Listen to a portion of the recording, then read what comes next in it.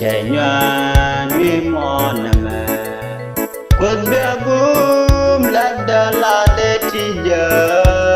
kín bia bùa đầy mai và lên đi qua bi sửa đầy vai nè bia ranh nên soda anh chạy nhuyễn wicmuon mà quân bia gum lát đà la để chi giờ kín bia bùa đầy mai và lên đi qua bi sửa đầy vai nè bia ranh nên soda Ejin pu ti tong nyua ti chui đơ cả ti chăm đơ mùa gia boai về thế cơ tên là điều mi để là điều chẳng thoa gia này và chẳng nghe này quy ni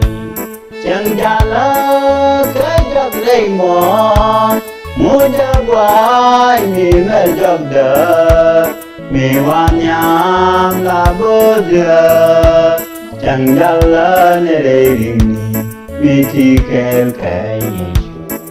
việc gia la gạt giang ôi căng chẳng qua titi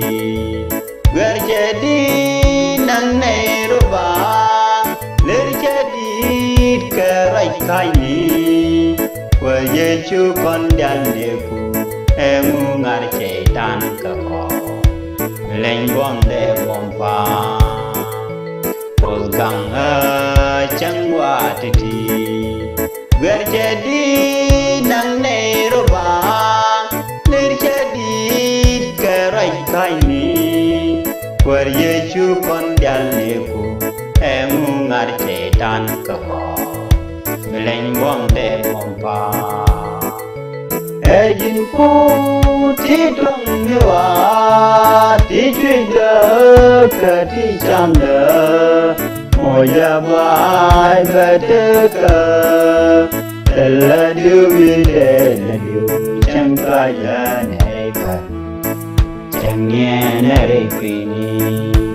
chẳng gia la cái giấc lấy mòn mùa gia boai mi mê giấc đơ mi wan nham la bơ dơ chẳng gia la nê rê rinh mi thi kêu kê Giêsu việc gia la gạt giang quang kê tim kênh chi kê quy anh chạy chót chân đô đu nền quang kê tim quy kênh ni giấc Yus kê đia linh kênh ni giấc tết kê đia cấp kênh ni giấc chốc kê dal kê giang mi bà bùa ni kê nơ quang kê tim kênh chi kê quy